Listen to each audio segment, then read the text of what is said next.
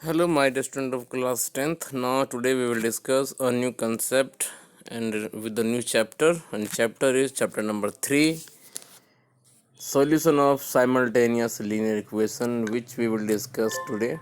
So, in this chapter, we have a lot of concept. So, this is the first page of the chapter number 3, linear equation in two variable. First of all, you have to understand that what is the linear, what is equation, and what is two variable. So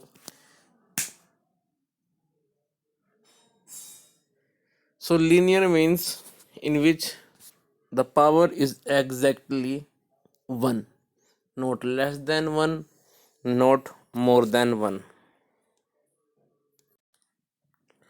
So word linear refers to the power of variable exactly will be 1.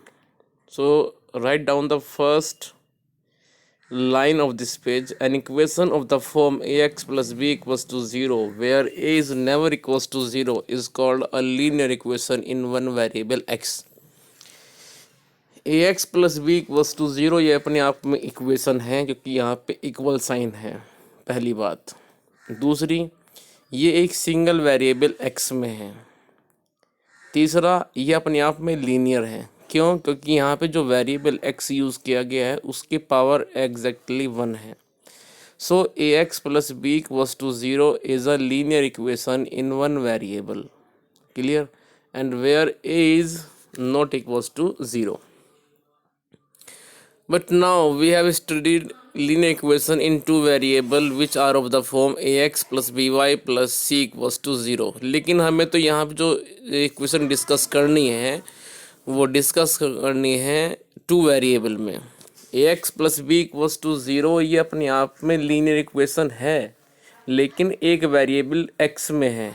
लेकिन जो हमें discuss करना है यहाँ पे वो करना है टू वेरिएबल में। तो हम यहाँ पे वेरिएबल x और वेरिएबल y दोनों लेकर के चलेंगे और उसके लिए जो इक्वेशन का फॉर्म होगी वो होगी ax plus b y plus c equals to 0।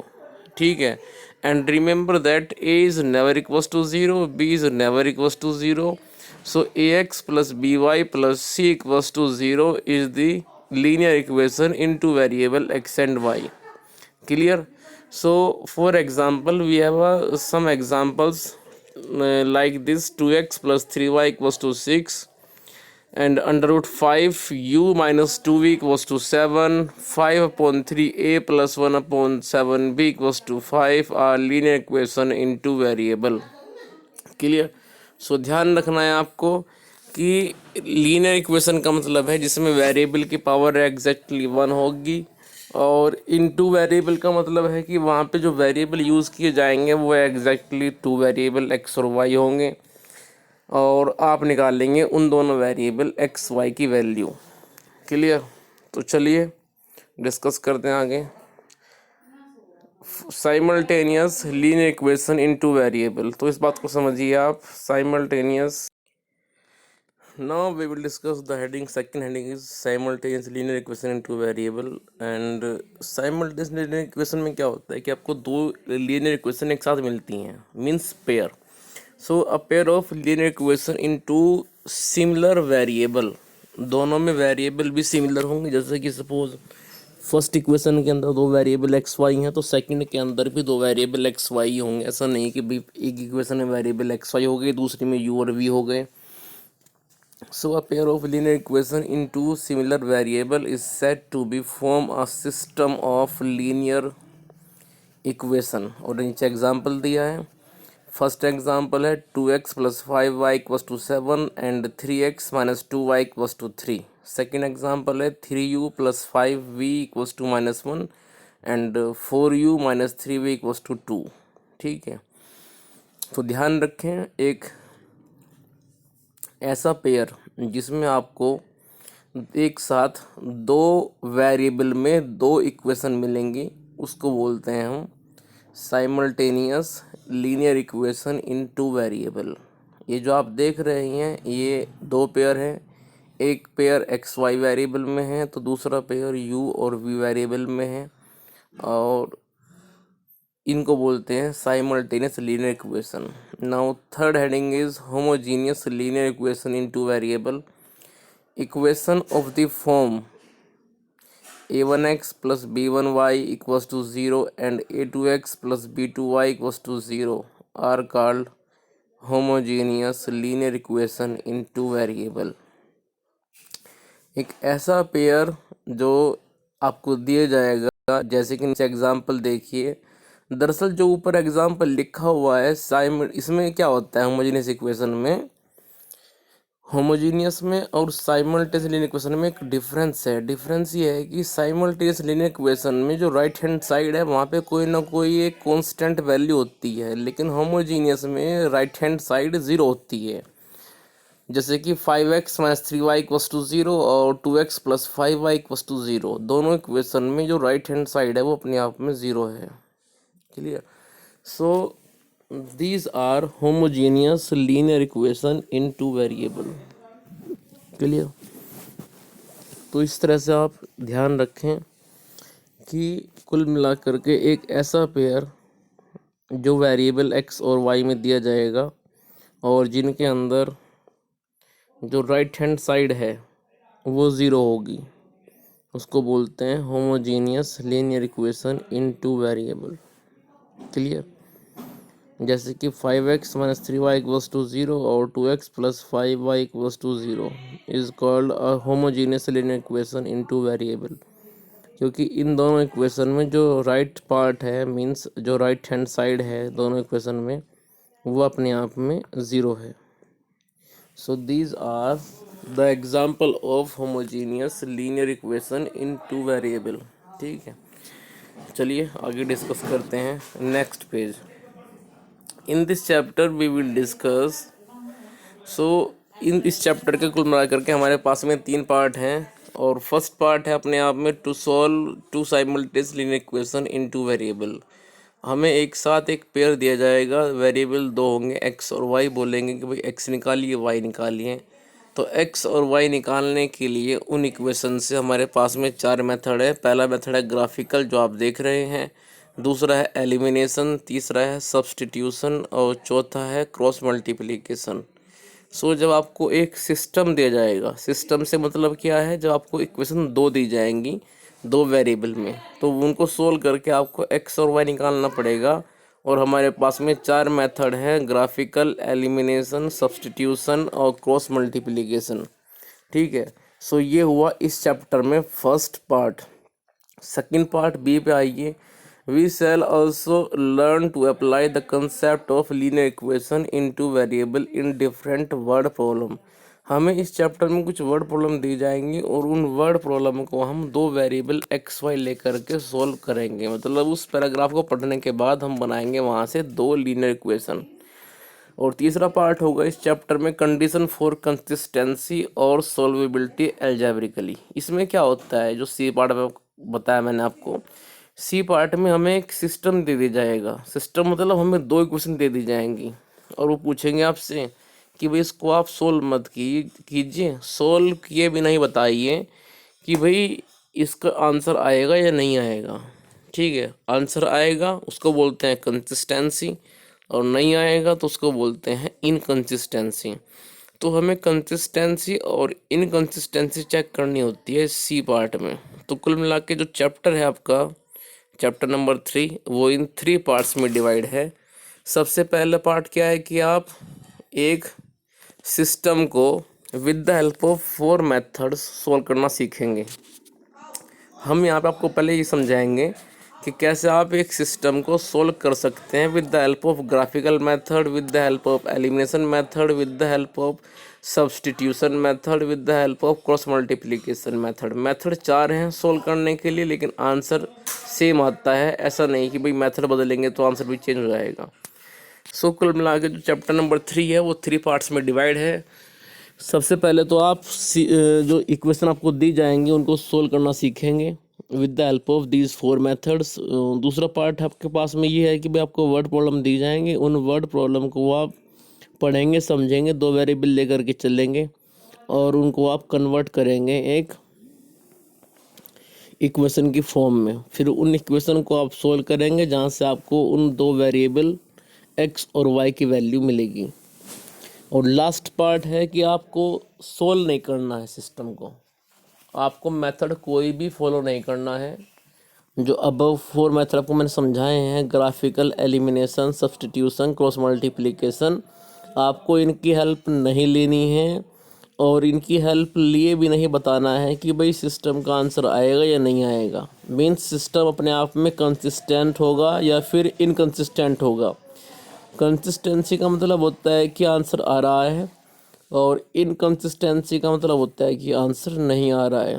ठीक है, तो चलिए नेक्स्ट हेडिंग है solution of simultaneous linear equation.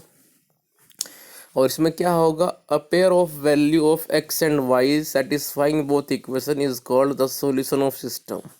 X और वाई की ऐसी वैल्यू जो दोनों इक्वेशन में रखने के बाद सेटिस्फाई करेगी। ऐसा नहीं कि भाई आपने कहा कि x1 है y2 है, एक में रख रहे हैं तो सेटिस्फाई कर रहा है, दूसरी इक्वेशन में रख रहे हैं तो सेटिस्फाई नहीं कर रहा है, तो उसको हम आंसर नहीं बोलेंगे, उसको हम सॉल्यूशन नहीं बोलेंगे। सॉल्यूशन वो होगा जिसमें एक्स और वाई की वैल्यू जो हमें मिलेंगी वो दोनों इक्वेशन को सेटिस्फाई करती होंगी, तो तब जा कर के हम बोलेंगे उसको एक solution.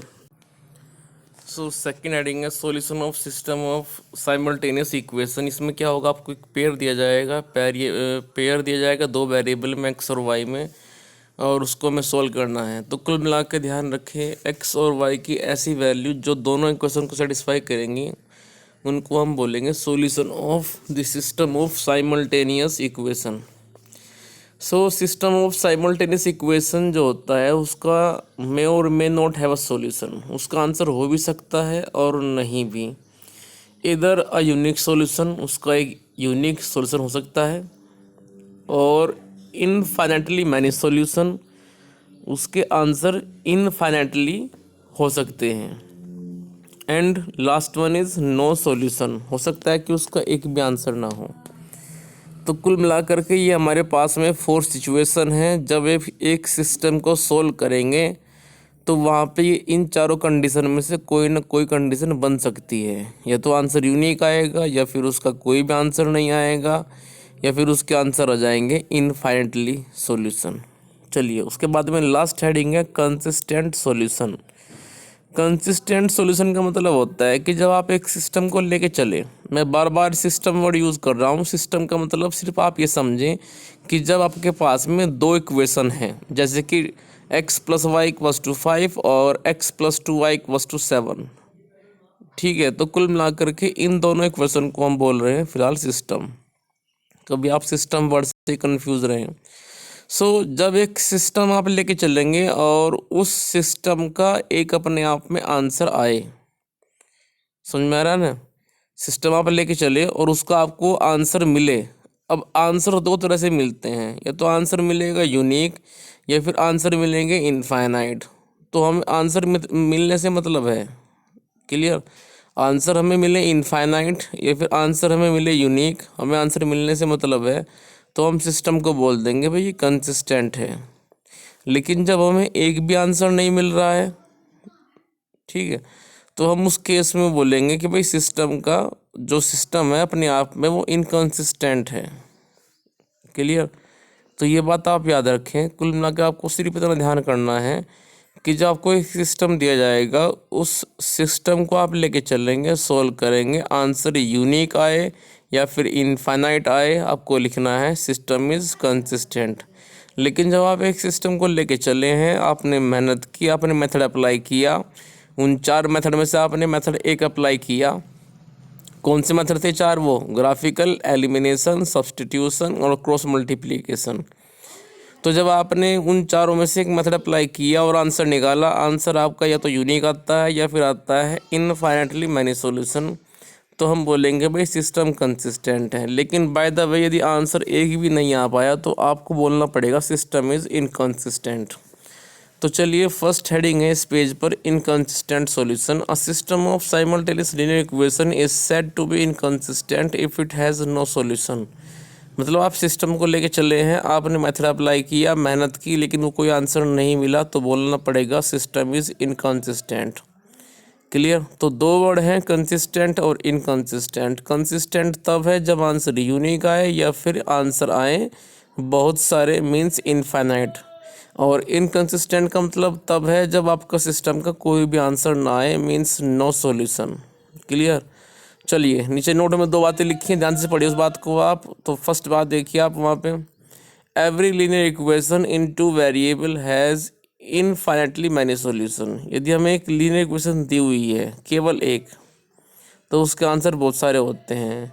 Linear equation in two variable represent always a straight line graphically. वो कह रहे हैं कि जब भी आप एक लीनियर इक्वेशन का ग्राफ ड्रॉ करेंगे, आपको याद होगा जो हम पढ़ रहे थे चैप्टर पॉलिनोमियल, तो वहाँ पे एक जिक्र आया था स्ट्रेट लाइन और कर्व का।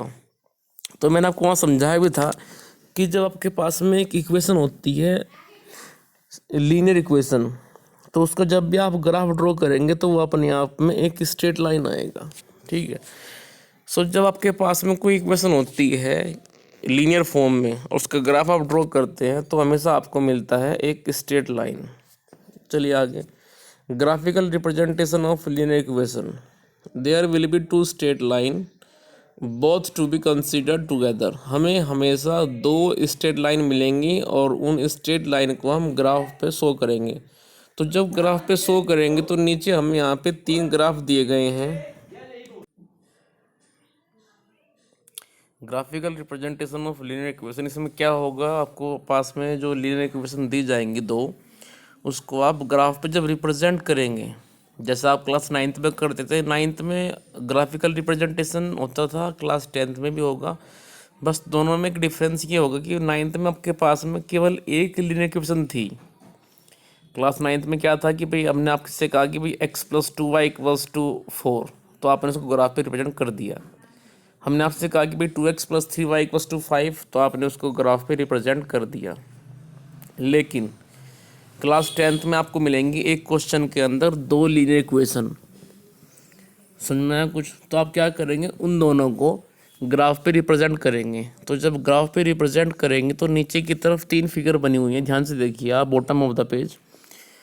तो ये तीन सिचुएशन आपको मिल सकती हैं, या तो वो दोनों लाइन आपस में कट करेंगी, या फिर वो दोनों अपने आप में पैरेलल चली जाएंगी, या फिर दोनों अपने आप में कोइंसाइड कर जाएंगी। इट मीन्स ओवरलैप कर जाएंगी, जहाँ से एक जाएगी वहीं से जाएगी दूसरी भी।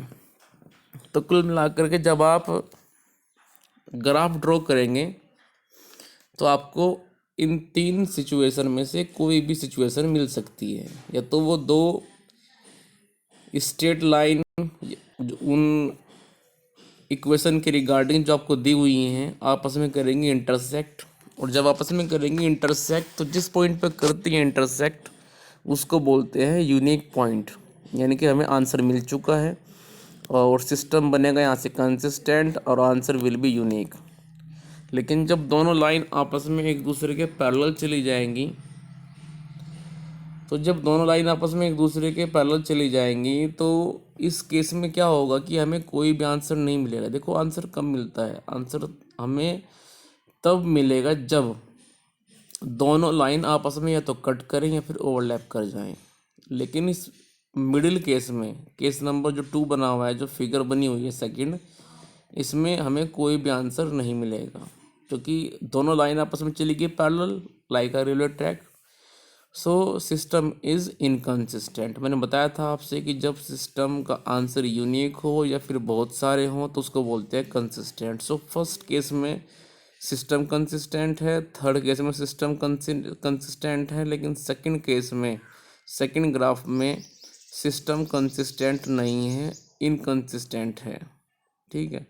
तो कुल मिला के जब एक सिस्टम को आप ग्राफिकली रिप्रेजेंट करेंगे तो वहाँ पे इन तीन सिचुएशन में से कोई एक सिचुएशन आपको मिलेगी, या तो दोनों स्ट्रेट लाइन उन दोनों इक्वेशन के रिगार्डिंग आपस में कर रही होंगी इंटरसेक्ट, तो जहाँ पे वो करेंगी इंटरसेक्ट उसको हम बोलेंगे यूनिक पॉइंट, वो अपने आप में एक यूनिक पॉइंट होगा। जब दोनों लाइन चले जाएंगे एक दूसरे के पैरेलल, तो यहाँ पे दोनों ने आपस में कट नहीं किया है, इसको बोलेंगे हम इनकंसिस्टेंट केस और बोलेंगे no solution. Clear.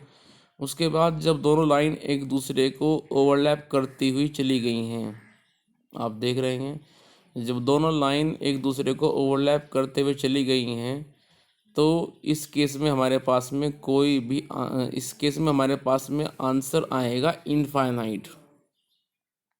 Clear? So solution is infinite. चलिए, ये बात मैंने आपको लिख भी दी है।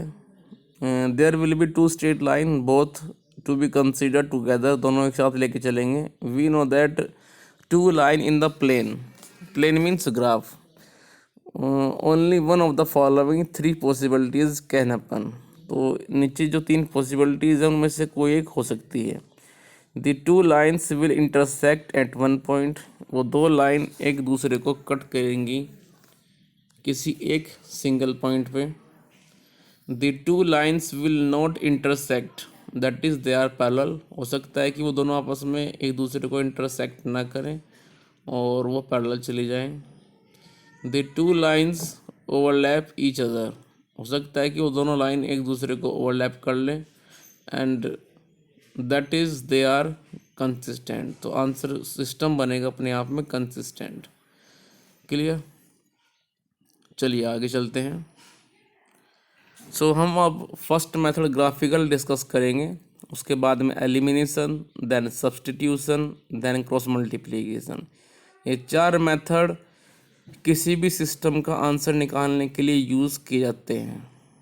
ठीक है, मेथड यदि नहीं दिया है उसमें क्वेश्चन में तो आप फ्री हैं, apply any one method and find the answer. लेकिन यदि क्वेश्चन में बोला हुआ है कि भाई आप इस मेथड को यूज़ कीजिए तो फिर आप उसे यूज़ करेंगे, कोई और यूज़ नहीं कर सकते हैं। तो चलिए अभी डिस्कस करते हैं graphical method. When we draw the graph of the pair of linear equation, then the following three cases are arise. जब हम दिए हुए सिस्टम को ग्राफ पे रिप्रेजेंट करते हैं तो जो ग्राफ बने हुए हैं बराबर में तीन ग्राफ, इनमें से कोई एक ग्राफ वहाँ पे रिप्रेजेंट होता है, कोई एक ग्राफ आपको मिलेगा। ठीक है,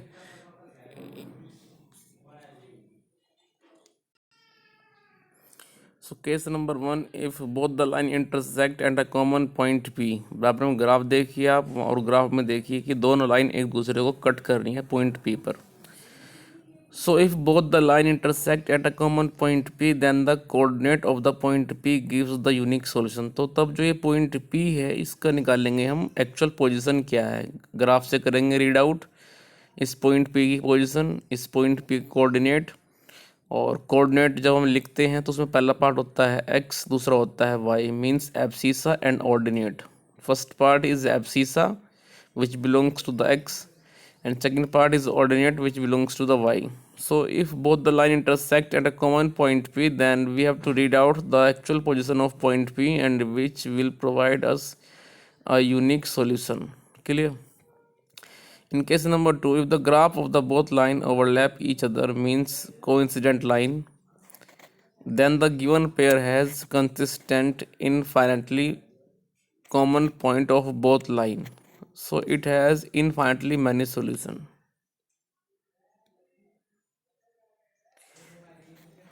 जब आप दिए हुए सिस्टम को ऐसे रिप्रेजेंट कर दें कि वो दोनों लाइन आपस में एक दूसरे को ओवरलैप कर जाएं, तो वो दोनों लाइन एक दूसरे को इनफाइनेटली मैनी पॉइंट्स पर कट करती हैं। जो ओवरलैप करेंगी वो एक दूसरे को इनफाइनेट पॉइंट पे कट करती हैं और इस वजह से आंसर आएगा यहाँ पे इनफाइनेटली मैनी सॉल्यूशन।